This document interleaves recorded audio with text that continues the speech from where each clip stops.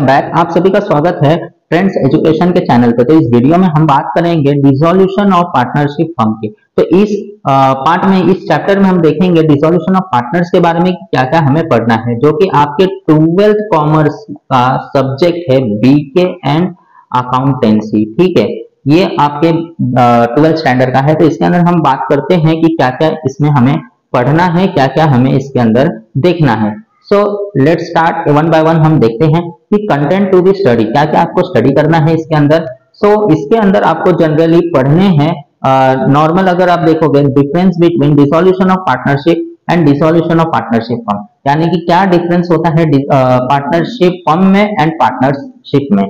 Then after account, क्या क्या बनेंगे इसके अंदर, अकाउंट्स के बारे में आपको पढ़ना है कि क्या क्या अकाउंट्स बनने वाले हैं। Then after realisation of assets and liabilities, treatment of realisation expenses, treatment of reserves, treatment of asset and liabilities taken over by the partner, if partner become insolvent, treatment of goodwill। तो ये सारे हमारे contents है, ये सारी चीजें आपको पढ़नी है इस चैप्टर के अंदर। तो वन बाय वन हम देखते हैं कि क्या होता है।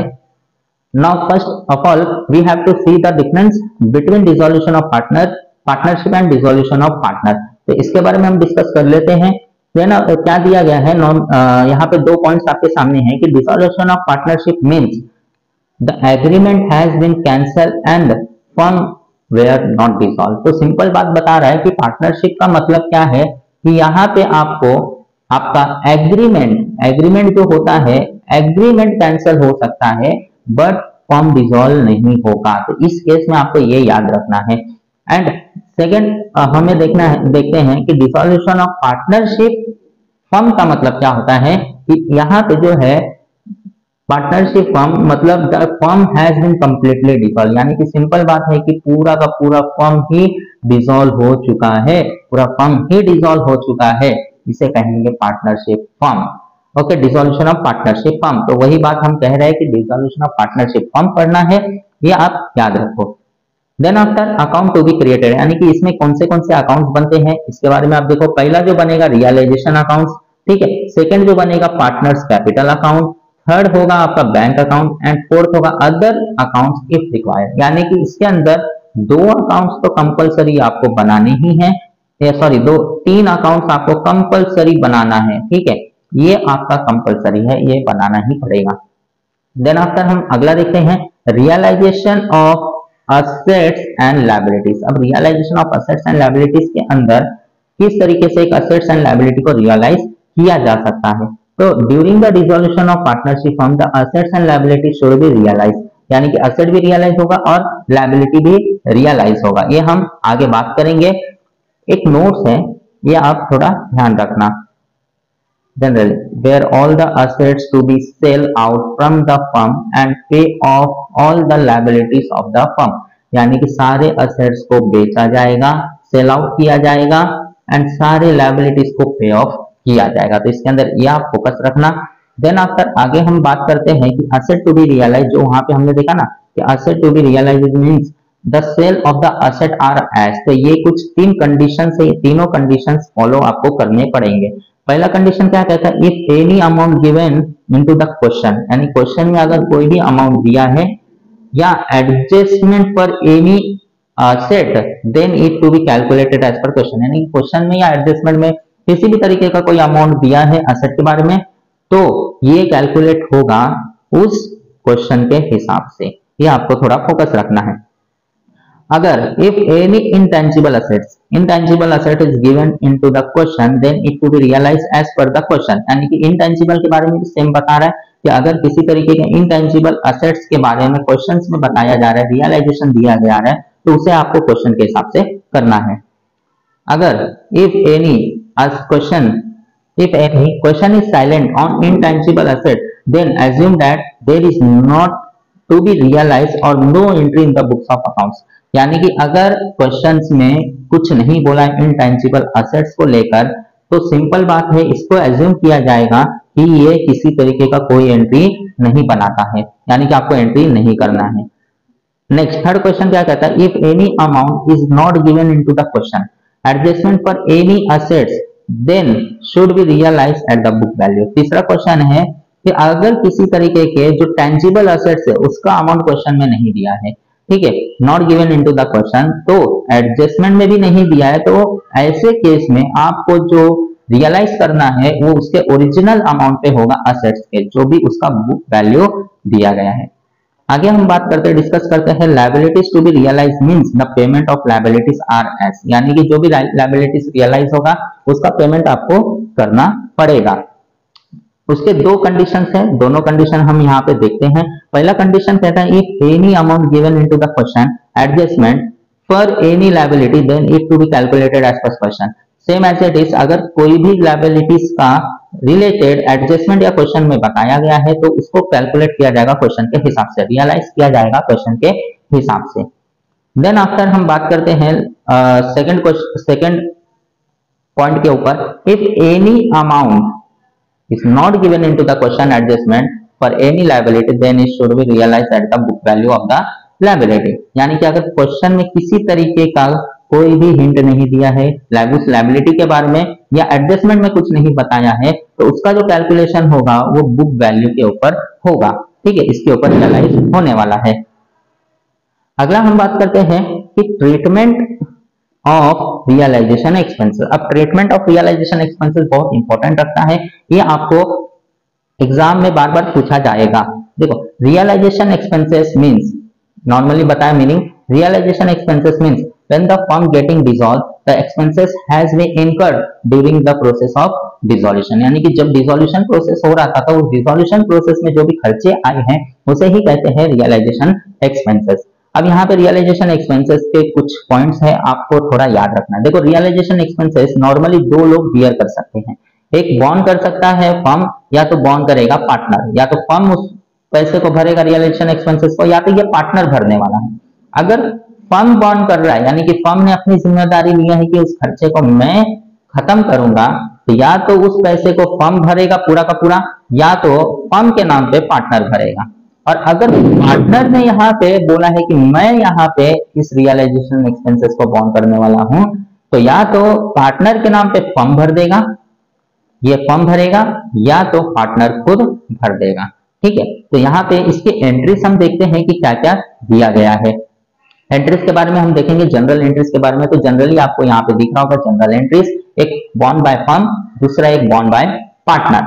तो यहाँ पे अगर बॉन्ड बाय फर्म है तो जनरल एंट्री इसका ये बनेगा, realisation account debit to bank account, और अगर बॉन्ड बाय पार्टनर है तो इसका ये आपके सामने एंट्री बनेंगे journal entries, realisation account debit to partners capital account. और अगर बॉन्ड बाय पार्टनर्स है तो बॉन्ड बाय पार्टनर्स के केस में यहाँ पे दो एंट्री बनेंगे, बॉन्ड बाय फर्म और बॉन्ड बाय पार्टनर के नाम पे। तो जनरली बॉन्ड बाय फर्म रहेगा तो partners capital account debit to bank account, और अगर बॉन्ड बाय पार्टनर है पार्टनर के केस में तो कोई एंट्री नहीं बनेगा, ये इसको आपको ध्यान में रखना है, ठीक है, किसी तरीके का जनरल एंट्री नहीं बनेगा। सो यहाँ पे कुछ नोट्स है, उस नोट्स के बारे में हम देख लेते हैं, डिस्कस करते हैं कि there is no entry in section 2 bond by partner, मतलब इसकी बात कर रहा है यहाँ पे कोई एंट्री नहीं है, because there is same entry both debit side और credit side, so directly it's get cancel. तो यहाँ पे सिंपल बोल रहा है कि जब नो एंट्री रहता है तो दोनों ही साइड सेम जनरल एंट्री बनते हैं, जिसके वजह से दोनों ही कैंसल हो जाते हैं, जिसके वजह से यहाँ पे सिंपल आता है नो एंट्री, ठीक है। अगला यहाँ पे दिया गया दूसरा, if question is silent about treatment of realisation expenses then always assume that, यानी कि अगर रियलाइजेशन एक्सपेंसेस के ऊपर क्वेश्चन साइलेंट होता है, सीधा सीधा क्वेश्चन रियलाइजेशन एक्सपेंसेस दे रहा है, बाकी कुछ कह नहीं रहा है, तो साइलेंट है, उस केस में आपका जनरल एंट्री बनेगा ये realisation expenses account debit to bank account, ये आपका सिंपल एंट्री एक बन जाएगा। Then after treatment of reserve के क्या ट्रीटमेंट्स होंगे ये आपको देखना है। पहला हो सकता है क्वेश्चन इज साइलेंट, दूसरा क्वेश्चन इज नॉट साइलेंट, ये केस हो सकते हैं। तो अगर क्वेश्चन साइलेंट है तो उस केस में क्या होगा, और क्वेश्चन साइलेंट नहीं है तो उस केस में क्या होगा। क्वेश्चन अगर साइलेंट है तो उसका जो ट्रीटमेंट होगा इस तरीके से जनरल एंट्री बनेगा, reserve and surplus account debit to partners capital account divide in old ratio में इसको डिवाइड करना है। और अगला क्वेश्चन इज नॉट साइलेंट, अगर साइलेंट नहीं है तो क्या बनेंगे, if amount of reserve has been paid partly और फुल्ली और if it will exceed the actual amount of reserve or paying more than the actual amount of reserve then the entry will be। Simple बोल रहा है कि अगर उसने आधा भरा है पैसा, आधा अमाउंट दिया है या पूरा दे दिया है या ज्यादा दे दिया है, पूरे से ज्यादा दे दिया, तो उस केस में ऐसी जनरल एंट्री बनेगी कि रियलाइजेशन अकाउंट डेबिट यानी कि रिजर्व का एक्चुअल अमाउंट होगा और रियलाइजेशन अकाउंट यहाँ पे क्रेडिट होगा जो कि पेड अमाउंट होगा, यानी कि जो एक्चुअल अमाउंट है वो और जो पेड किया है वो। ठीक है, ये दोनों आपको यहाँ पे एंट्री करनी है। Then after treatment of assets and liability taken over by the partner, यानी कि पार्टनर अगर लेके जा रहा है तो उस केस यहाँ एंट्री बनेंगे। ठीक है, इसे आपको ध्यान में रखना है। अगर पहला यहाँ पे asset taken over by the partner, तो यहाँ पे अगर asset taken over by the partner करे लेके जा रहे हैं तो उस केस में इस तरीके की जनरल एंट्रीज आपको बनानी है। Partners capital account debit to realisation account and liabilities taken over by the partner, तो उस केस में ये एंट्री आपको बनाना है partners capital account debit to realisation account, यहाँ पे लायबिलिटीज आएगा। ओके, तो इस बात को आपको ध्यान में रखना है, तो लायबिलिटीज आपको लिखने हैं। देन आफ्टर हम बात करते हैं पार्टनर बिकम इंसॉल्वेंट। अगर पार्टनर इंसॉल्वेंट हो रहा है तो उस केस में किस तरीके के एंट्रीज बनेंगे। When one partner become insolvent, अगर एक पार्टनर इंसॉल्वेंट होता है तो इस केस में आपको क्या करना है कि the remaining partner should be bear all the losses of insolvent partner, यानी कि ये जो रिमेनिंग पार्टनर है वो सारे लॉसेस को झेलेगा इस इंसॉल्वेंट पार्टनर, जो भी इंसॉल्वेंट हुआ है वो। When two partner become insolvent, अगर दो पार्टनर इंसॉल्वेंट हो रहा है एट द टाइम तो क्या होगा, the remaining partner should be bear all the losses of insolvent, same as it is कि दो पार्टनर है, समझो ए बी सी, ये तीन है, इसके अंदर समझो ए और बी दोनों इंसॉल्वेंट हो गए, तो इन दोनों का जो भी पैसा है उसका बर्डन सी के ऊपर आ जाएगा, यानी कि सी को झेलना पड़ेगा। थर्ड केस में when all the partner become insolvent, तो ऐसे केस में क्या करना है, जब भी ऑल पार्टनर्स इंसॉल्वेंट हो जाते हैं तो the amount of deficiency borne by or adjusted into one item as per question, यानी क्वेश्चन में अगर कुछ दिया है कि आपको इसमें एडजस्ट करना है तो उस चीजों में एडजस्ट कर दो, आपका काम खत्म। अगर क्वेश्चन साइलेंट है तो if question is silent in case of deficiency, यानी कि क्वेश्चन कुछ नहीं कहता है कि जो भी इंसॉल्वेंट पार्टनर का अमाउंट आया है उसे जो पे करना है तो वो किस में करना है। अगर इस केस में क्वेश्चन साइलेंट है, कुछ बताता नहीं है, तो then the amount should be adjusted remaining item of liability, यानी कि जो लायबिलिटी जो भी दिया गया है लायबिलिटीज उसमें एडजस्ट हो जाएगा। ठीक है, जैसे एग्जांपल यहाँ पे दिया, देखो if required more account to be prepared, यानी कि अगर जरूरी है कि और भी अकाउंट प्रिपेयर करना है तो इसमें लायबिलिटी आइटम अकाउंट, यानी कि लायबिलिटी के जो भी एडजस्टमेंट करने हैं जिसके अंदर भी उसका अकाउंट बनेगा। जैसे एग्जांपल है क्रेडिटर, तो क्रेडिटर का एक आपको अकाउंट इस तरीके से बनाने पड़ेंगे। ठीक है, क्रेडिटर करके, तो ये अकाउंट आपको बनाना पड़ेगा और इसमें एडजस्ट आपको करना पड़ेगा। ओके, तो ये आपके सामने एक सॉल्यूशन है। देन आफ्टर डिफिशिएंसी अकाउंट आपको बनाने पड़ेंगे, same as it is deficiency account, ये आपको बनाने पड़ेंगे। और अगर रिक्वायर्ड है तो और भी अकाउंट्स बनेंगे, रिक्वायर्ड है तो इसके अंदर दो अकाउंट तो कंपलसरी बनेगा, अगर तीनों इन केस तीनों इंसॉल्वेंट होते हैं तो। अगला है ट्रीटमेंट ऑफ गुडविल या इंटेंजिबल असेट्स बोलेंगे, किस टाइप के ट्रीटमेंट होंगे। देखो if question is silent then there is no entry in intangible asset, यानी कि इंटेंजिबल असेट का कोई भी एंट्री नहीं होगा अगर क्वेश्चन साइलेंट है तो।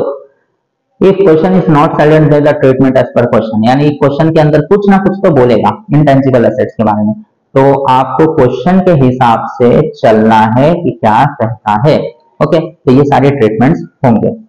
तो होप सो पूरा डिसोल्यूशन के बेसिक टर्म्स आपको समझ में आ गए होंगे। तो इस तरीके से आपको करना है सारे एंट्रीज, और कुछ भी अगर डाउट होता है तो इसमें आप कमेंट में बता सकते हो या हमारे टेलीग्राम ग्रुप को भी ज्वाइन कर सकते हो। इसके अंदर आप क्वेश्चंस यहाँ पे रिलेटेड विथ एनी क्वेरीज आप पूछ सकते हो, उसमें आपको आंसर्स मिल जाएंगे। एंड हमारा एक ऐप है, इस ऐप को भी आप डाउनलोड कर लो, इसके अंदर सारे क्वेश्चंस, सारे digest, mock test, question paper सब कुछ अवेलेबल है। ओके, तो इस वीडियो के डिस्क्रिप्शन में आपको वो ऐप का लिंक भी आपको मिल जाएंगे, उस लिंक पे क्लिक करके आप डाउनलोड कर सकते हो। तो इस वीडियो में बस इतना ही। अगर कुछ भी प्रॉब्लम है कमेंट करो और आपका प्रॉब्लम सॉल्व हो जाएंगे।